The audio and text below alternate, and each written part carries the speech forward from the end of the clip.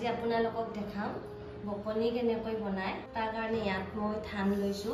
উহৰ ধান নহয়, আলো ধান, যিটো চাউলৰ পিঠা খোৱা হয় তাৰে ধান লৈছো, আলো ধান। এইখিনি মই জাৰি লৈছো ধুনীয়া কৰি।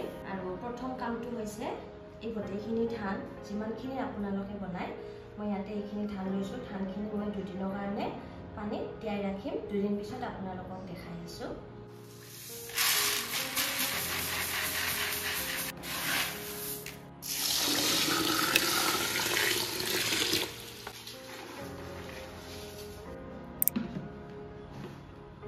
দুই দিনৰ কাৰণে ৰাখি দিলো।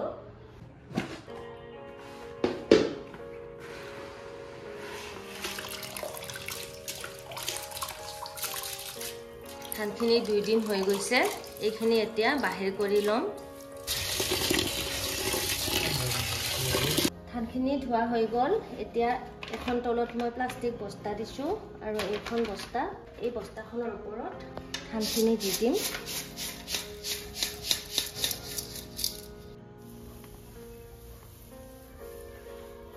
এইখিনি এতিয়া এনেকৈ কভাৰ কৰি দিম। ওপৰত অলপ অলপ পানী দি দিম।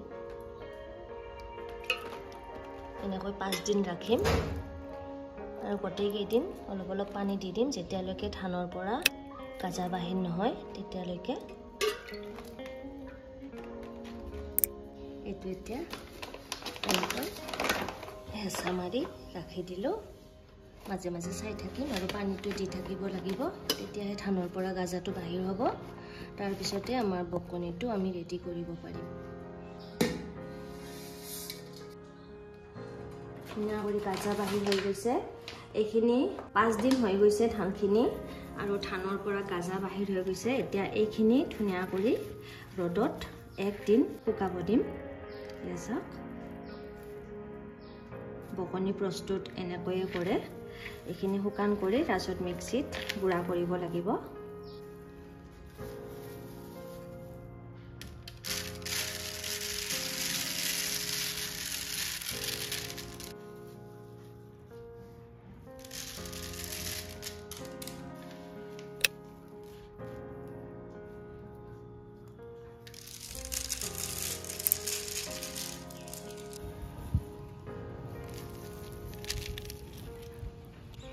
এইখিনি 1 দিন ৰ'দত শুকাব দিম। তাৰপিছত আপোনালোকক দেখাই আছো।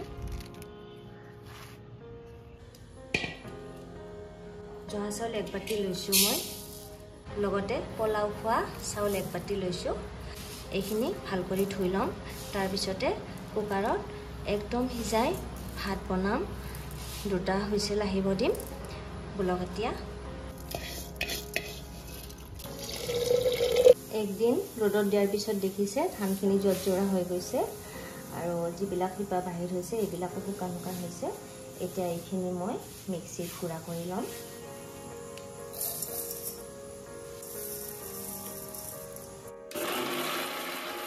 এতিয়া চাওক পাউডাৰ বাহিৰ হৈ গৈছে। এতিয়া এইখিনি চালি ল'ম।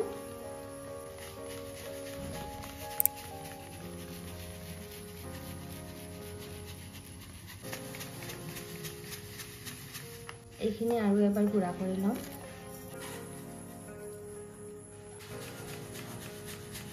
এইখিনি দেখিছে ইমান সুন্দৰ কৰি গুড়া বাহিৰ হৈছে। এইখিনি আৰু এবাৰ চালি ল'ম। একদম মিহি পাউডাৰটোহে বাহিৰ কৰি ল'ম।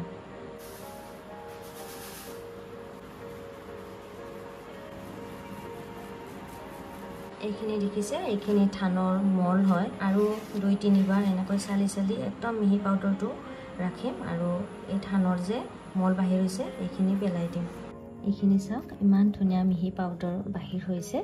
এতিয়া বাকীখিনি আপোনালোকক দেখাই আছো কেনেকৈ বনায়। কুকাৰত যে ভাতখিনি বনাইছিলোঁ, ভাতখিনি এতিয়া ঠাণ্ডা হৈছে। এইখিনি বাহিৰ কৰি ল'ম।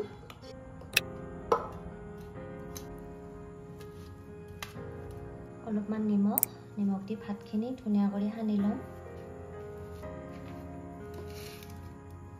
ধানৰ যে গুড়াখিনি বাহিৰ কৰিছিলোঁ, এই গুড়াখিনি অলপ অলপ দি গোটেইখিনি সানি ল'ম।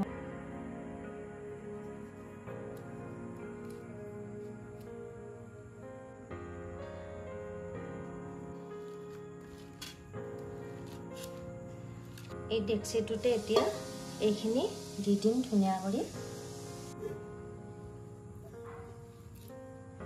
গোটেইখিনি ধুনীয়া কৰি ইয়াতে ৰাখি দিম ভাজি থোৱা নাৰিকল অলপমান দি দিছোঁ চেনি অলপমান দি দিছোঁ চেনিটো নিজৰ হিচাপত ল'ব সোৱাদ অনুসাৰে গাখীৰখিনি আগতে গৰম কৰি ৰাখিছিলোঁ এই গাখীৰখিনি দি দিম এতিয়া লগতে অলপমান ধানৰ যে বনাইছিলোঁ সেই পাউডাৰটো অলপমান দি দিছোঁ গোটেইখিনি ধুনীয়া কৰি মিক্স কৰি ল'ম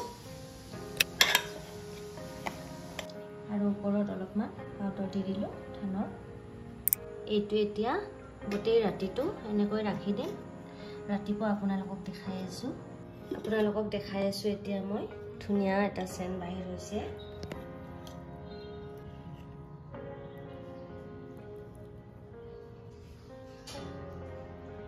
এইখিনি এতিয়া খোৱাৰ কাৰণে ৰেডি হৈ গৈছে এনেকৈ বকনিটো বনাই বহুতে পুৰণা ৰেচিপি এইটো এনেকৈ এবাৰ বনাই ঘৰত খাই সোৱাদটো লৈ চাব খুবেই ধুনীয়া লাগে আজিলৈ ইমানখিনিয়ে কেনেকুৱা লাগিছে কমেণ্টত নিশ্চয় জনাব ভাল লাগিছে যদি ভিডিঅ'টো শ্বেয়াৰ কৰি দিব আৰু মোৰ চেনেলটো সাবস্ক্ৰাইব কৰি দিব